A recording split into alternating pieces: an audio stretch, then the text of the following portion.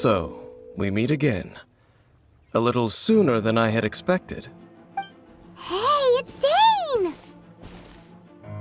Judging by your expression, could it be that you encountered an Abyss Herald in those ruins? Huh? How did you know that? I've been on the Abyss Herald's trail. I didn't expect to find you here as well.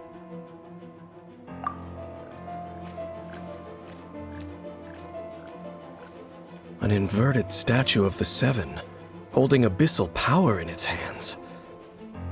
No, I have never seen such a thing during my time fighting the Abyss, though I have had my suspicions.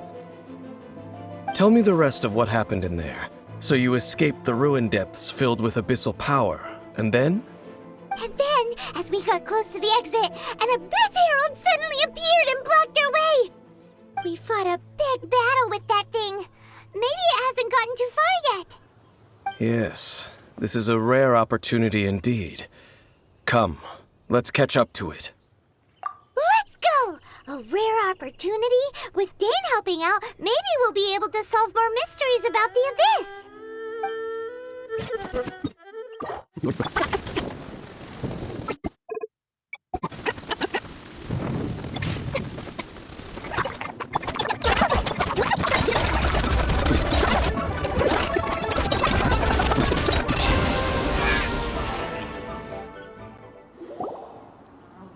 Those Abyss mages just now. Were they trying to ambush us? No. Oh, is that so? No. They were just digging through these abandoned... Oh, is that so? The Traveler here seems to like doing that a lot, too. Looking for chaos devices, chaos circuits, you know, that kind of stuff. They wouldn't be searching for such ordinary objects. In fact, I was nearby investigating precisely because Abyss mages often come out from that ruin to explore. They seem to be searching the remains of ruin guards for a certain valuable object to take back to the ruins. However, they look disappointed, so it would seem they haven't found it yet. Well then, why didn't you grab one of them just now and ask what they were up to? I certainly don't mean to be merciful towards these monsters of the Abyss. But I have a feeling that their plan with this object is of major importance to the entire Abyss Order. One cannot discover the truth behind it, or rather, these Abyss mages likely fear something else, much more than they do a pain. Paimon is getting goosebumps thinking about all of this. All right, we shouldn't waste too much time here. Let's continue our search.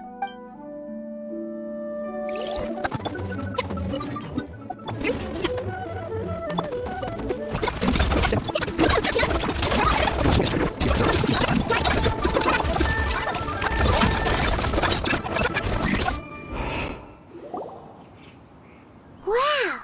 Besides the Abyss Order, seems wherever we find an Abyss Mage hideout, there's often a bunch of ruin guards roaming around. There are no coincidences in the world.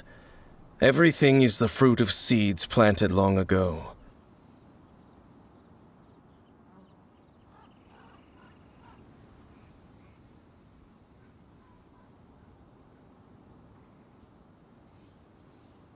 Just like your appearance in that tavern, time is just waiting for those seeds to sprout. Forget it.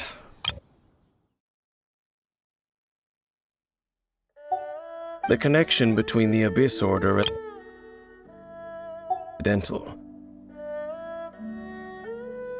Rather, they are both branches that have grown out and up from the same roots below. Branches? Roots? What do you mean exactly? Both originate from an ancient nation that was destroyed 500 years ago. Khaenri'ah. Huh? Khaenri'ah? Really? The Abyss Order and Ruin Guards are left over from after the destruction of that nation? Oh, speaking of Khaenri'ah, that's really a super ancient name. Oh, Right. As your guide, Paimon should explain a bit here. A long time ago, the nation of Conria was... Huh? You have memories of being there. But that nation was destroyed 500 years ago. Is that so? Well, everyone has their secrets. You did not pry into mine, so I shall not pry into yours. But if you would like to tell me, I will listen. So, the Conria you saw, what was it like?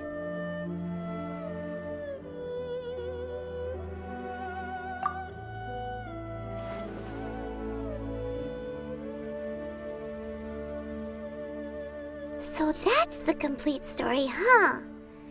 I see. So your first memory after coming to this world was being awoken by your brother from within that meteorite. It seems your brother woke up first. And then your brother told you that the destruction of Conria plunged the whole world into chaos, and that you two should leave this world called Tevat? I see. So your first memory after coming to this world was being awoken... It seems your brother woke up first. But the question is, how long before you?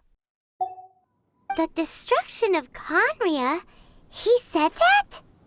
That destruction you witnessed, that's history from 500 years ago. It seems the first time you awoke in this world was indeed during that period. Huh. So your brother must have understood this world better than you did, because he woke up first. And it was shortly after that that you encountered an unknown god who blocked your path, so you couldn't escape. Oh, Paimon knows this part really well. I understand. When you awoke at that time and hurriedly tried to leave for another world, you didn't know anything about Conria. But now, since you have come to gain some understanding of Tevat, you are able to guess that the war you witnessed all those years ago must be the war that ended Conria. Am I right? Ah, if that's the case, you must have been flipping through all sorts of books during our adventure these past few months. Before going to Mondstadt, you had just looked at some vague materials. Later, we managed to gather a whole bunch of old books from all around Mondstadt and Liyue, but you told Paimon they were useless. So, the whole time you were just trying to learn more about Conria so you could find your brother? Oh, yeah. You can travel around the 7 nations to find the 7. But where can you go to find a nation that was destroyed 500 years ago? I probably know more about Conria than both of you. Conria was a nation without a god. Not because it had a god that died or abandoned them, but because it was a powerful nation, built purely by humans. An unprecedented, flourishing, and glorious civilization. It was the pride of humankind. A nation without a god? Later events unfolded just as you remember. It was all destroyed by gods. You mean that... 500 years ago, the gods descended upon the world and brought desolation to Conria. The pride of humankind was uprooted and crushed, like a weed removed from the garden of the gods. How could that be? The history books don't say anything about that. Yes, well, continuing to discuss the past now will only dampen our spirits. Let's keep moving. I will tell you more of what you want to know as we continue our search.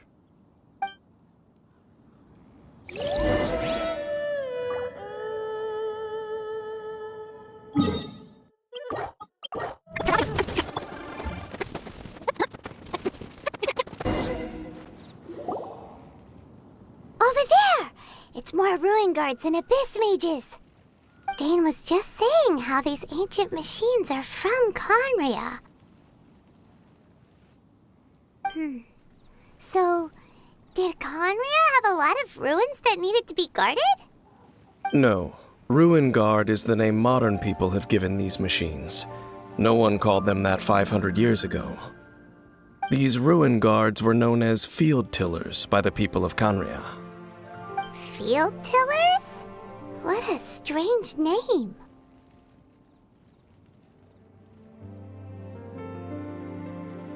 It's not like you think. Field tiller was just a code name. The people of Canria like to give code names to their weapons. The land is not to be tilled with farming tools, but rather is to be fought for with steel and blood. This is how the field tiller came about. Fought for with steel and blood? Well, that's an interesting way of understanding tilling. Paimon doesn't think it's a very positive interpretation. After the destruction of Canria, these masterless field tillers went completely out of control. They wandered aimlessly over the centuries, gradually spreading to every corner of Teyvat, perhaps resonating with the sorrow of other civilizations lost to time. They found their way to various ruins across the land, where they lie dormant.